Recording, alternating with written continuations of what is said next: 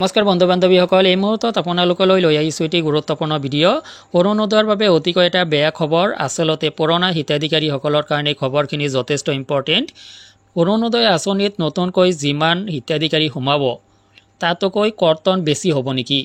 অৰুণোদয় আঁচনিত আপোনাৰ নামটো থাকিবনে নাই? আপুনি কেনেকৈ গম পাব যে আপুনি অৰুণোদয় আঁচনিত ইনক্লুড হৈ থাকিব নে নাথাকিব? ইয়াৰ বাবে যোগ্যতাৰ কিছু মাপকাঠি সলনি কৰি দিয়া হৈছে অৰুণোদয় আঁচনিত। আৰু অৰুণোদয়ৰ তৃতীয়টো ফেজ আৰম্ভ হোৱাৰ লগে লগে এই বেমেজালি লাগিলে পুৰণা হিতাধিকাৰীৰ। যিসকলৰ লাখ লাখ হিতাধিকাৰীয়ে অৰুণোদয় আঁচনিৰ নামত 1250 টকাকৈ লাভ কৰি আছিলে, যিসকলে পূৰ্বৰ ক্ৰাইটেৰিয়াসমূহ পূৰণ কৰি অৰুণোদয় আঁচনিত ইনক্লুড হৈছিলে, সেই ক্ৰাইটেৰিয়াখিনি এতিয়া একেবাৰে পৰিৱৰ্তন কৰি দিয়া হৈছে অৰুণোদয়ৰ থাৰ্ড ফেজৰ জৰিয়তে। আৰু যাৰ কাৰণে পূৰ্বৰ ক্ৰাইটেৰিয়াখিনি হাল সলনি হৈ গৈছে। পূৰ্বতে আপুনি অৰুণোদয় আঁচনিত আহিবলৈ ৰেচন কাৰ্ডটো ইমান জৰুৰী নাছিলে। ৰেচন কাৰ্ডটো এটা ভেলিড ডকুমেণ্টছ হিচাপে আপুনি ব্যৱহাৰ কৰিছিলে।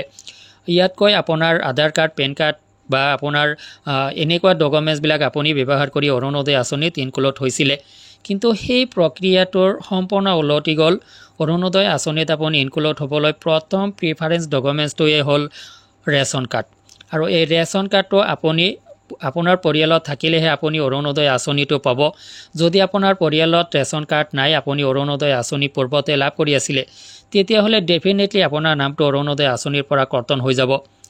লগতে যদি এটা পৰিয়ালত দুজন সদস্য অৰুণোদয় আঁচনি পাই আছিলে এটা ৰেচন কাৰ্ডৰ জৰিয়তে, ইয়াৰ পৰা আপোনাৰ এজন হিতাধিকাৰীৰ নাম কৰ্তন হ'ব। বন্ধুসকল, যিখিনি লোকে অৰুণোদয় আঁচনিত নতুনকৈ ইনক্লুড হ'ব, ইয়াতকৈ বেছি হিতাধিকাৰী কৰ্তন হ'ব পাৰে পুৰণা হিতাধিকাৰীসকলৰ মাজৰ পৰা। 12,60,000 নতুনকৈ অন্তৰ্ভুক্ত কৰা হ'ব অৰুণোদয় আঁচনিত। তো বন্ধুসকল, নতুন পুৰণা সকলোৱে কৰিব লাগিব আবেদন। আৰু আবেদন কৰাৰ সময়তেই পুৰণা হিতাধিকাৰীসকল কিন্তু ইয়াতে ধৰা খাই যাব যে এক ৰেচন এক অৰুণোদয় এই প্ৰক্ৰিয়াৰ এই নীতিৰ আওতাত আনি এই হিতাধিকাৰীসকলক আচলতে চৰকাৰে অৰুণোদয় আঁচনিৰ পৰা পাৰ্মানেণ্টলি কৰ্তন কৰাৰ পৰিকল্পনা কৰিছে নেকি? কিয়নো 12,60,000 নতুন হিতাধিকাৰী আহিব, বা এই হিতাধিকাৰীসকলে কেতিয়া আবেদন কৰিব? তেওঁলোকে ৰেচন কাৰ্ড এটা লাভ কৰাৰ পিছতহে আবেদন কৰিব পাৰিব। ৰেচন কাৰ্ডটো আচলতে কেতিয়া প্ৰদান কৰিব? ই এটা প্ৰক্ৰিয়া, এনেকুৱা প্ৰক্ৰিয়া যে ৰেচন কাৰ্ডটো যদি 1 মাহ পিছত হয়, তেতিয়াহ'লে আপুনি অৰুণোদয় আঁচনিৰ কাৰণে 1 মাহ পিছতে আবেদন কৰিব লাগিব। অৰ্থাৎ অৰুণোদয়ৰ তৃতীয়টো ফেজৰ জৰিয়তে যিসকল নতুন হিতাধিকাৰী লাভান্বিত হ'ব, তাতকৈ বেছি ক্ষতিগ্ৰস্ত হ'ব পুৰণা হিতাধিকাৰীসকল। পুৰণা হিতাধিকাৰী হিচাপে আপোনাৰ নামটো যিকোনো চৰ্তত কাট খাব পাৰে অৰুণোদয় আঁচনিৰ পৰা। গতিকে আপুনি আবেদন কৰিব লাগিব। এতিয়ালৈকে যিখিনি খবৰ ওলাইছে, যি তথ্যখিনি চৰকাৰৰ ফালৰ পৰা প্ৰভাইড কৰা হৈছে, যে নতুন পুৰণা সকলো হিতাধিকাৰীয়ে অৰুণোদয়ৰ বাবে আবেদন কৰিব লাগিব।